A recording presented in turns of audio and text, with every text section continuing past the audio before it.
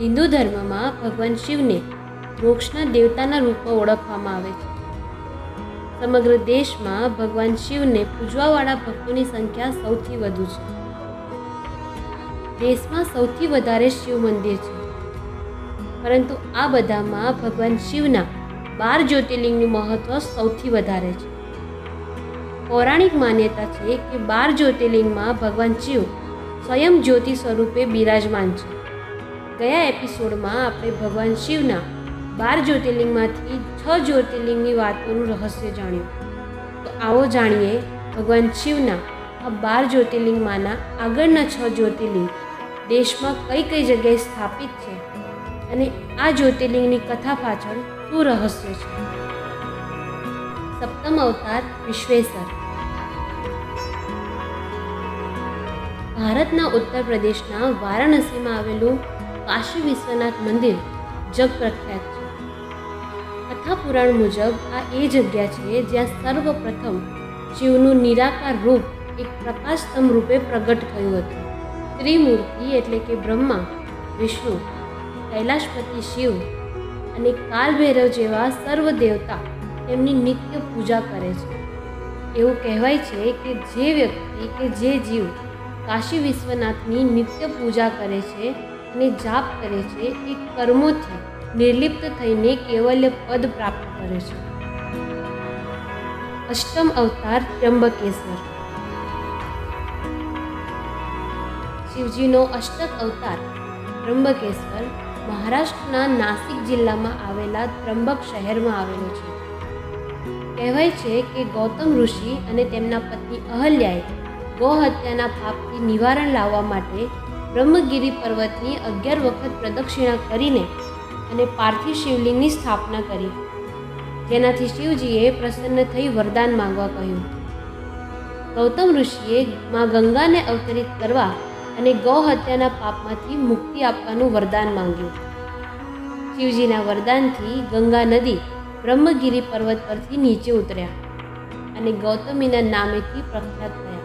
આટલું જ નહીં, શિવજી જ્યોતિર્લિંગ રૂપે ત્યાં સ્થાપિત થયા, જ્યાં ભગવાન શંકર, બ્રહ્મા, વિષ્ણુ ત્રણેય લિંગથી બનેલા શિવલિંગના કારણે આ જગ્યાનું નામ ત્ર્યંબકેશ્વર પડ્યું. નવમ અવતાર વૈદ્યનાથ. વૈદ્યનાથ મંદિર, જેને બાબા વૈદ્યનાથ ધામ પણ કહેવામાં આવે છે, જે ભારતના ઝારખંડ રાજ્યના સંથાલ પરગણા વિભાગમાં આવેલું છે. દંતકથા મુજબ રાવણે શિવને પ્રસન્ન કરવા માટે હિમાલયમાં જઈને શિવલિંગ બનાવી પોતાના 10 મસ્તકમાંથી 9 મસ્તક શિવને અર્પણ કર્યા.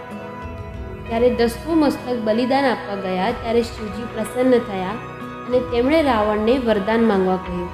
રાવણે વરદાનમાં કામલિંગને લંકાના ટાપુ પર જવાની ઈચ્છા વ્યક્ત કરી. શિવજી રાવણની વાત સાથે સંમત થયા, પરંતુ તેમણે એક શરત મૂકી કે જો એ લિંગને ક્યારેય પણ ક્યાંય રસ્તામાં મૂકી દેશે તો એ લિંગની સ્થાપના તે જગ્યાએ દેવસ્થાન થઈ જશે. શિવજીના જવાના કારણે સ્વર્ગલોકમાં અને દેવલોક ચિંતામાં મુકાઈ ગયા. વરુણદેવે આચમન સ્વરૂપે રાવણના શરીરમાં પ્રવેશ લીધો અને રાવણને કુદરતી લઘુશંકાના કારણે શિવલિંગને નીચે મૂકવું પડ્યું, જેના પરિણામે શિવલિંગ તે જગ્યાએ સ્થાપિત થઈ ગયું. આ જગ્યા આજે વૈદ્યનાથના નામે પ્રસિદ્ધ છે. દશમ અવતાર નાગેશ્વર. નાગેશ્વર જ્યોતિર્લિંગ ગુજરાતના દ્વારકામાં આવેલું છે. દંતકથા મુજબ અહીં દારૂકા નામના રાક્ષસે સુપ્રિયા નામના શિવ ભક્તને કેદ કર્યા હતા. સુપ્રિયા દ્વારા ઓમ નમઃ શિવાયના મંત્રો જાપથી ભગવાન શિવને આહ્વાન કર્યું હતું. સુપ્રિયાના આહ્વાનથી શિવજી આવી પહોંચ્યા અને તેમણે રાક્ષસોને પરાજિત કર્યા અને સ્વયં પ્રકાશિત થઈને શિવલિંગ રૂપે અહીં સ્થાપિત થયા. આમ ઘણી લીલા કરનાર શિવ સ્વયં શક્તિ સાથે ત્યાં પ્રાકટ્ય હતા. એકાદશ અવતાર રામેશ્વરમ. ભારતના તમિલનાડુ રાજ્યમાં રામેશ્વર ટાપુ ઉપર ઉપસ્થિત આ મંદિર ખૂબ જ જગપ્રખ્યાત છે. દંતકથા મુજબ આ જગ્યા ભારતીય મહાકાવ્ય રામાયણના ભગવાન શ્રી રામ સાથે સંકળાયેલી છે. એવું માનવામાં આવે છે કે રાવણને હરાવીને ભગવાન રામ પ્રાયશ્ચિતના ભાગરૂપે ભગવાન શિવની પૂજા કરવા માંગતા હતા. તેમણે હનુમાનને કાશીથી એક લિંગ લાવવા માટે કહ્યું. જ્યારે હનુમાનને પાછા ફરવામાં વિલંબ થયો ત્યારે દેવી સીતાએ રેતીનો ઉપયોગ કરીને પાર્થિવ શિવલિંગ બનાવ્યું, જેથી રામ તેમની પ્રાર્થના કરી શકે. એવું માનવામાં આવે છે કે રામલિંગમ તરીકે ઓળખાતા સ્વયં સમાન શિવલિંગની હવે રામનાથ સ્વામી મંદિરમાં પૂજા કરવામાં આવે છે. કૈલાશથી હનુમાન દ્વારા લાવેલા લિંગને વિશ્વલિંગમ તરીકે કહેવામાં આવે છે. રામેશ્વરમ મંદિરની અંદર 22 તીર્થધામ કુંડ સ્વરૂપે છે, જ્યાં ભક્તો તેમના પાપોનું પ્રાયશ્ચિત કરવા માટે સ્નાન કરે છે. એવું કહેવાય છે કે રામેશ્વરના અદ્ભુત મહિમાની સમગ્ર દુનિયામાં કોઈ તુલના નથી.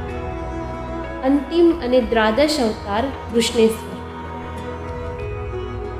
મહારાષ્ટ્રના છત્રપતિ સંભાજીનગર જિલ્લાના વેરુલ ગામમાં આવેલું કૃષ્ણેશ્વર મંદિર ખૂબ જ રમણીય છે. દંતકથા મુજબ સુધર્મ નામનો બ્રાહ્મણ તેની પત્ની સુદેહા સાથે દક્ષિણ દેશમાં દેવગિરી પર્વત પાસે રહેતો હતો. આ દંપતીને કોઈ સંતાન નહોતું, તેના કારણે તેઓ બંને સતત ચિંતિત રહેતા હતા. બ્રાહ્મણની પત્ની સુદેહાએ પોતાના પતિના લગ્ન તેની નાની બહેન ઘૃષ્મા સાથે કરાવ્યા. ઘૃષ્મા ભગવાન શિવના મહાન ભક્ત હતા. ભગવાન શિવની કૃપાથી તેમણે આગળ જઈને તંદુરસ્ત પુત્રનો આશીર્વાદ મળ્યો. પરંતુ ઘૃષ્માના પરિવારને ખુશહાલ જોઈને તેમની મોટી બહેન સુધાને ખૂબ જ ઈર્ષ્યા થઈ આવી. ગુસ્સામાં આવીને તેમણે ઘૃષ્માના બાળકને મારી નાખ્યું અને તેને તળાવમાં ફેંકી દીધું. જ્યારે ઘૃષ્માને આ વાતની જાણ થઈ ત્યારે તે દુઃખી થઈ ગઈ અને હંમેશની જેમ શિવની પૂજામાં મગ્ન થઈ ગઈ. તેમની ભક્તિથી મહાદેવ ખૂબ જ પ્રસન્ન થયા અને ભગવાન શિવના આશીર્વાદથી ઘૃષ્માનો પુત્ર ફરીથી જીવિત થયો. ઘૃષ્માની પ્રાર્થના ઉપર ભગવાન શિવે તે જ સ્થાન પર રહેવાનું તેમને વરદાન આપ્યું અને કહ્યું કે હું હંમેશા અહીં જ રહીશ. આ જ કારણથી આ જગ્યાને ઘૃષ્મેશ્વર કહેવામાં આવે છે. કૃષ્ણેશ્વર જ્યોતિર્લિંગની ખાસ વાત એ છે કે એ પૂર્વાભિમુખ છે. દરેક વ્યક્તિ તેની સૌથી પ્રથમ પૂજા કરે છે. એવું માનવામાં આવે છે કે સૂર્યોદય સમયે પૂજા કરવાથી કૃષ્ણેશ્વર દૈવિક, ધર્મ, સંપત્તિ, કામ અને મોક્ષનું સુખ પ્રદાન કરે છે. આદિ શંકરાચાર્યએ કહ્યું હતું કે કળિયુગમાં આ જ્યોતિર્લિંગનું સ્મરણ કરવા માત્રથી રોગ, દોષ અને દુઃખમાંથી મુક્તિ મળે છે. ભગવાન શિવના આમ તો અનેક જ્યોતિર્લિંગ છે, પરંતુ 12 જ્યોતિર્લિંગની પ્રસિદ્ધિ ખૂબ વધારે છે.